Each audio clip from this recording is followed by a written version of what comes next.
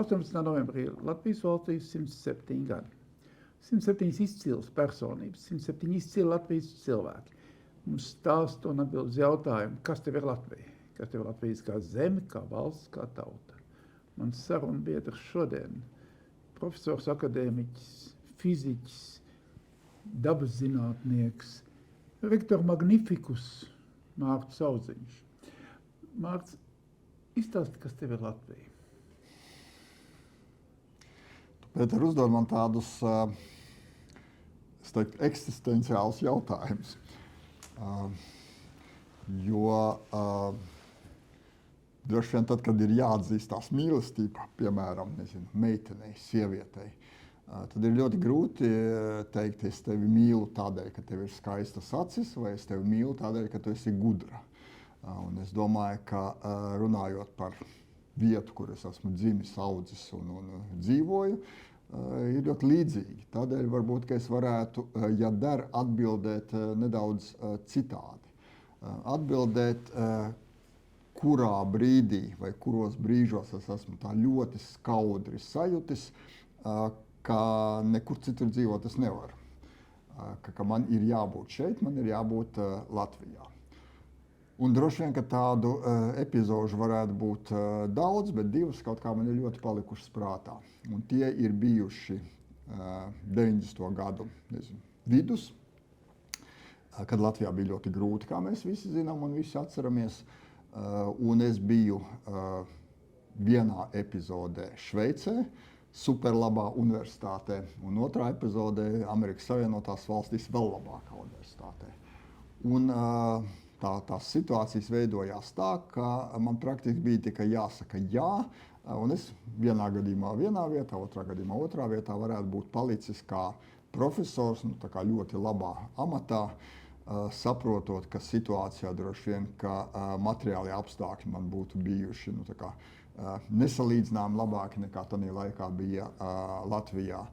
Un abas reizes es izgāju vispirms tā kā universitātes dārzā, pēc tam aizgāju uz pilsētu pastaigāties, un man nebija tā kā ilgi jādomā, jo tā sajūta bija apmēram tāda, ka ļoti skaisti, šeit ir ļoti komfortabli, es jūtos ļoti novērtēts, man piedāvā ļoti labus materiālus apstākļus. Vienu gadu šeit padzīvot, noteikti, ļoti labi. Vai es varētu šeit palikt uz visiem laikiem? Un tādā brīdī tas vairs nav tā kā ar apziņu, ka es kādu laiku šeit būšu un tad es braukšu mājās. Tad ir sajūta, ka tad es palikšu šeit.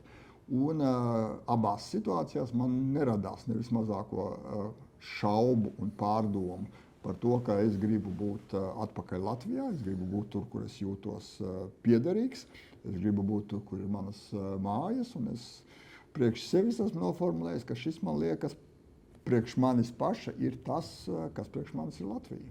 Tās ir manas mājas. Tagad mājas no fiziķa perspektīvas. Mājas Latvija no fiziķa perspektīvas. Es nezinu, vai no fiziķa perspektīvas, bet arī uz šo es esmu domājis, tad, ko nozīmē manas mājas. Tad, kad es saku, ka es gribu braukt un teicu toreiz, ka gribu braukt atpakaļ uz Latviju, kas bija tas dziļākais pamats, kādēļ tas tā bija. Un droši vien, ka kā vienmēr tas ir ļoti personīgi un ļoti subjektīvi. Es domāju, ka tā ir mana dzimta, ja gribi. Tā ir vēsturē veidojies, ja tā manā dzīvē ir veidojies, ka nevienu no saviem vecvecākiem es neesmu dzīvu sastapis. Viņi visi ir Otrā pasaules kara laikā dažādās situācijās, bet karu nepārdzīvoja.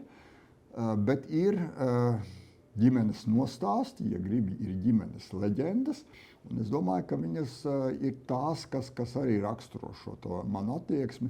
Un viena ir gandrīz par tām skaistajām acīm, un otra ir par gudrību, ja gribi.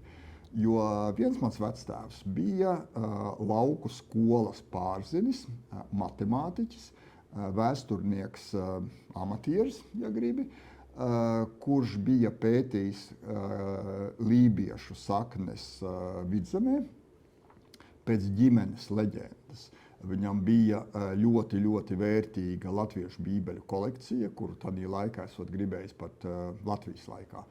Latvijas vēstures muzejs no viņa iegūt, vecais tēvs viņu ir ļoti glabājis un uzskatījis, ka tas tā kā dzimtā jāpaliek.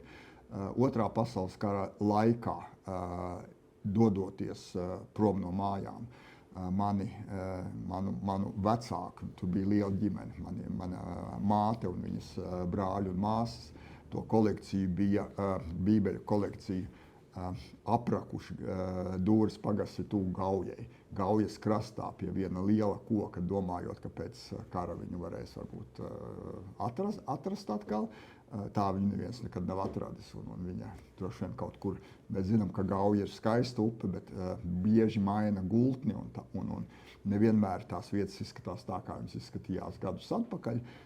Bet šī ir iespējams varbūt drusku arī ģimenes leģenda, bet tas ir kaut kas, kas saka, šī varbūt ir tā, es nezinu, gudrības komponente manā sajūtā par Latviju. Otrs mans vecais tēvs, kas dzīvoja Vestienas pagastā, bija kārtīgs liels saimnieks, zemes saimnieks.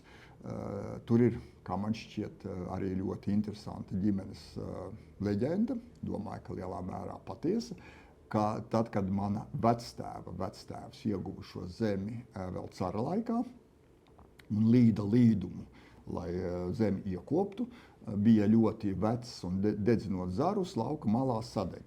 Vienkārši nepaspēja no uguns aiziet. Un lauka malā vēl tagad ir milzīgs laukakmens. Un leģenda saka, ka zem šī laukakmeņa viņš ir apglabāts, ka tajā laikā vēl tuvumā kapu nebija. Tā vai citādi, ka tā ir viņa kapa vieta.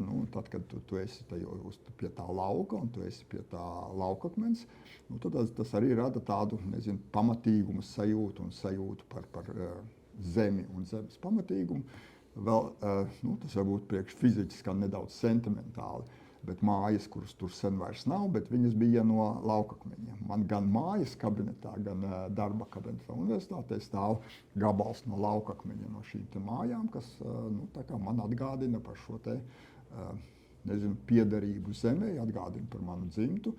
Un tad, kad šo te pamatīgumu un varbūt gudrību saliekam kopā, tad tā ir mana sajūta par Latviju, un tas droši vien ir tas, kāpēc visās manās izvēlēs viņas bija tādas, kā es teicu, palikt savā zemē, savās mājās. Es ļoti ceru, ka pirmkārt mani bērni visi ir Latvijā, ļoti ceru, ka visi mani mazbērni arī būs Latvijā, vai ja dzīve, mēs zinām, ir ļoti mūsdienās dinamiska un pasauli ir kļūst ļoti atvērta. Ja arī varbūt kāds no viņiem nedzīvos Latvijā, ka joprojām Latvija būs tā vieta, kuru viņi uzskatīs par mājām. Paldies tev!